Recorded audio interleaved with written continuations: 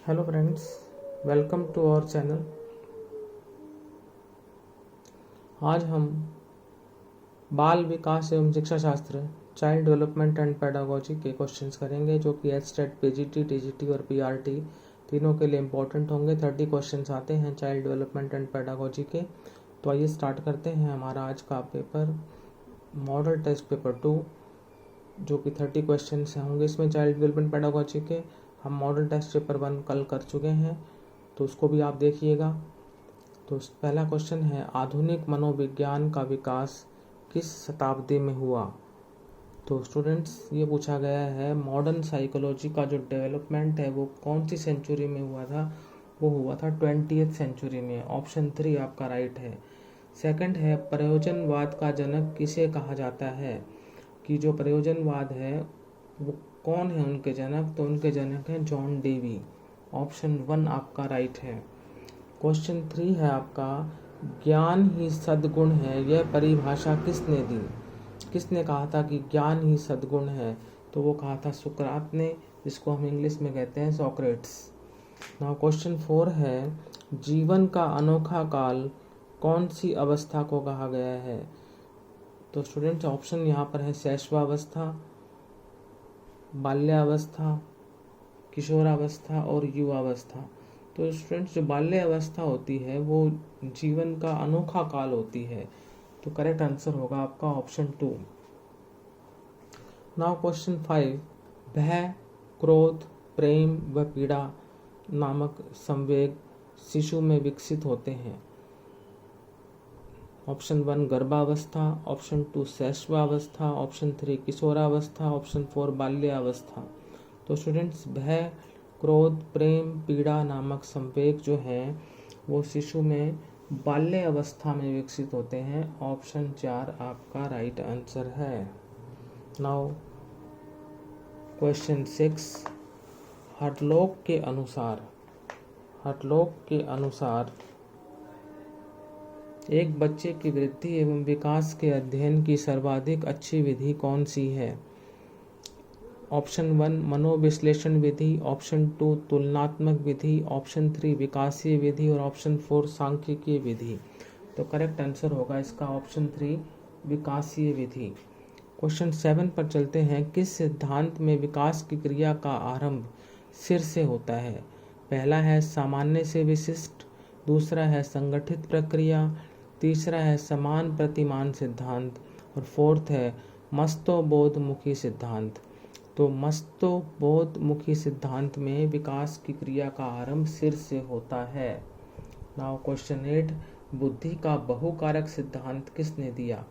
First बिने, second Thorndike, third Thurston और fourth है आपका विल्सन। तो स्टूडेंट्स, यहाँ पर आपका जो है बुद्धि का बहुकारक सिद्धांत जो है वो फर्स्ट बिने है, सेकंड थॉर्नडाइक है, थर्ड थर्स्टन है और फोर्थ पियाजे है। तो थॉर्नडाइक ने इसका जो है दिया था बुद्धि का बहुकारक सिद्धांत, थॉर्नडाइक ने दिया। 9th है, किसके अनुसार नवीन परिस्थितियों से चेतन अनुकूलन ही बुद्धि है? पहला मन, दूसरा रॉस, तीसरा वुडवर्थ और चौथा विल्सन। करेक्ट आंसर है ऑप्शन 2 रॉस। अब चलते हैं क्वेश्चन 10 की तरफ। यदि एक बच्चे की मानसिक उम्र 5 वर्ष तथा वास्तविक उम्र 4 वर्ष है तो उसकी IQ जो है होगी, IQ का मतलब होता है इंटेलिजेंट कोशेंट।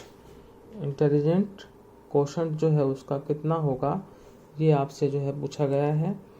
तो उसका स्टूडेंट्स इंटेलिजेंट कोशेंट होगा 125। ऑप्शन 2 जो है वो आपका राइट है। अब चलते हैं क्वेश्चन नंबर 11 की तरफ।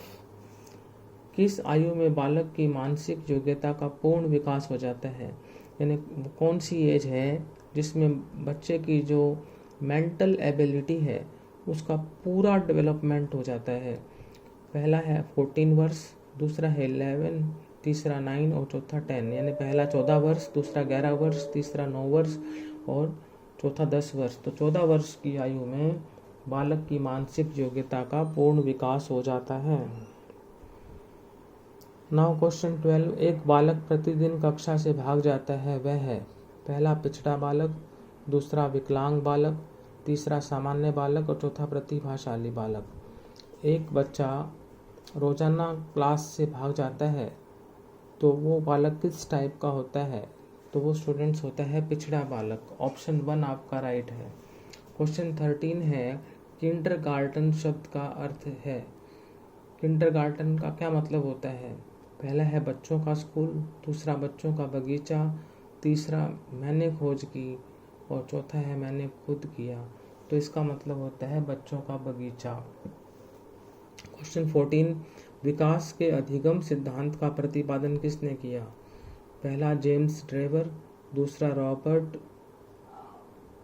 रियर्सन सीमर्स, थर्ड क्लार्क हल और फोर्थ मैकडूगल। तो सेकंड ऑप्शन रॉबर्ट रियर्सन सीमर्स आपका राइट आंसर है। नाउ 15, मनोविज्ञान की परिभाषा कहाँ से आरंभ होती है? यानी अगर हम मनोविज्ञान की परिभाषा की बात करते हैं कि तो उसकी शुरुआत कहाँ से होती है? फर्स्ट आत्मा से, सेकंड मन से, थर्ड चेतना से और फोर्थ व्यवहार से। तो मनोविज्ञान की परिभाषा का आरंभ आत्मा से होता है। क्वेश्चन 16, छात्रों के उचित विकास की दृष्टि से विद्यालय में किस चीज़ की आवश्यकता अधिक है? पहला खेल का मैदान, दूसरा अध्यापकों की उचित व्यवस्था हो, तीसरा अच्छा पुस्तकालय और चौथा है अच्छा क्लासरूम। तो गुड लाइब्रेरी जो है वो यहाँ पर करेक्ट आंसर है। क्वेश्चन 17 है आपका, बालक का समाजीकरण करने वाली सबसे पहली संस्था है। पहला घर यानी होम, दूसरा मंदिर यानी टेम्पल, तीसरा विद्यालय यानी स्कूल और चौथा है मित्र मंडली। तो यहाँ पर आएगा आपका घर, होम। क्वेश्चन 18 है, किशोर अवस्था बढ़े हुए संघर्ष, तनाव, तूफान एवं विरोध की अवस्था है, किसने कहा? पहला स्किनर, दूसरा रॉस, तीसरा स्टैनले हॉल और चौथा पियाजे। तो किशोरावस्था बढ़े हुए संघर्ष, तनाव, तूफान एवं विरोध की अवस्था है, ये कहा था स्टैनले हॉल ने। ऑप्शन 3 राइट है। 19 है, बुद्धि और विकास है। वृद्धि और विकास है। वृद्धि का मतलब ग्रोथ और विकास का मतलब डेवलपमेंट। तो ग्रोथ और डेवलपमेंट क्या है?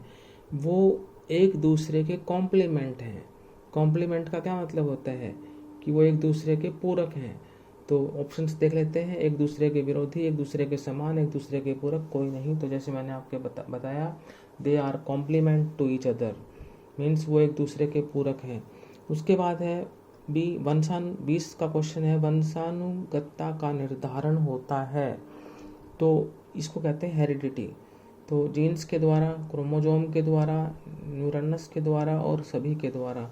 तो करेक्ट आंसर होगा ऑप्शन 1 जीन्स के द्वारा। क्वेश्चन 21, सबसे बड़ी कोशिका कौन सी होती है? पहला ओवम या अंडा, दूसरा शुक्राणु, तीसरा दोनों और चौथा कोई भी नहीं। तो करेक्ट आंसर है ऑप्शन 1। नाउ 22, स्मृति में सम्मिलित नहीं है। स्मृति मीन्स मेमोरी। पहला पहचान, दूसरा पुनर्बलन, तीसरा अधिगम, चौथा मूल्यांकन। करेक्ट आंसर है ऑप्शन 2 पुनर्बलन। 23, बुद्धि लब्धि के लिए विशिष्ट श्रेय किसको जाता है? पहला है सिगमेंडरी, second McDougall, third Kohler, fourth Stern. तो करेक्ट आंसर है आपका ऑप्शन 4 स्टर्न। बुद्धि लब्धि के लिए विशिष्ट श्रेय जो है वो स्टर्न को जाता है। 24, सर्वाधिक ऊर्जा प्राप्त होती है। फर्स्ट विटामिन से, सेकंड कार्बोज से, थर्ड प्रोटीन से और फोर्थ वसा से। तो वसा जो है कार्बोहाइड्रेट से सर्वाधिक ऊर्जा प्राप्त होती है। 25, मनुष्य को संतुलित भोजन न मिलने के कारण कौन सा रोग हो जाता है? यानी व्यक्ति को जो है बैलेंस डाइट ना मिले तो उसको कौन सी बीमारी हो जाती है? वो कुपोषण का शिकार हो जाता है। ऑप्शन 1 करेक्ट है और बाकी जो ऑप्शन 2 रुग्णता, ऑप्शन 3 मानसिक व्याधि, ऑप्शन 4 वेरी ये इनकरेक्ट है। करेक्ट आंसर है ऑप्शन 1 कुपोषण। 26, समायोजन की प्रक्रिया है। एडजस्टमेंट जो है वो क्या प्रोसेस है? वो है गतिशीलता की। ऑप्शन 2 राइट है, स्थिर, स्थानापन्न और मानसिक नहीं है। क्वेश्चन 27, मानसिक शरीर में जल का प्रतिशत होता है। मानव शरीर में जल का प्रतिशत होता है फर्स्ट 45%, सेकंड 70%, थर्ड 60% और fourth 80%। Correct answer option 2 70%। 28 Thorndike के अधिगम के मुख्य नियम नहीं है। पहला अभ्यास का नियम, दूसरा आवृत्ति का नियम, थर्ड प्रभाव का नियम और फोर्थ तत्परता का नियम। तो थॉर्नडाइक के अधिगम के मुख्य नियम में जो है नहीं है वो है आवृत्ति का नियम। क्वेश्चन 29 है, निम्न में से कौन सा जोड़ा सही नहीं है? संबंधवाद थॉर्नडाइक ठीक है, क्लासिकल अनुबंधन पावलोव ठीक है, समीपता का सिद्धांत गुथरी ठीक है और क्षेत्र सिद्धांत कोलबर्ग जो है ये जोड़ा आपका सही नहीं है। अब आते हैं क्वेश्चन नंबर 30 की तरफ। बुनियादी तथा बेसिक शिक्षा के पक्षधर थे जवाहरलाल नेहरू, रविंद्रनाथ टैगोर, महात्मा गांधी, बंकिम चंद्र चटर्जी। करेक्ट आंसर है ऑप्शन 3 महात्मा गांधी। तो स्टूडेंट्स आज हमने चाइल्ड डेवलपमेंट पेडागोजी का मॉडल टेस्ट पेपर 2 सॉल्व किया। मॉडल टेस्ट पेपर 1 हम ऑलरेडी कर चुके हैं, उसको भी आप देखें। हम चाइल्ड डेवलपमेंट पेडागोजी की जो मॉडल टेस्ट पेपर की जो सीरीज़ है वो आपके लिए लगातार लाते रहेंगे। यदि आपको ये वीडियो अच्छा लगा तो इसको लाइक करें, शेयर करें, चैनल को सब्सक्राइब करें। Thank you.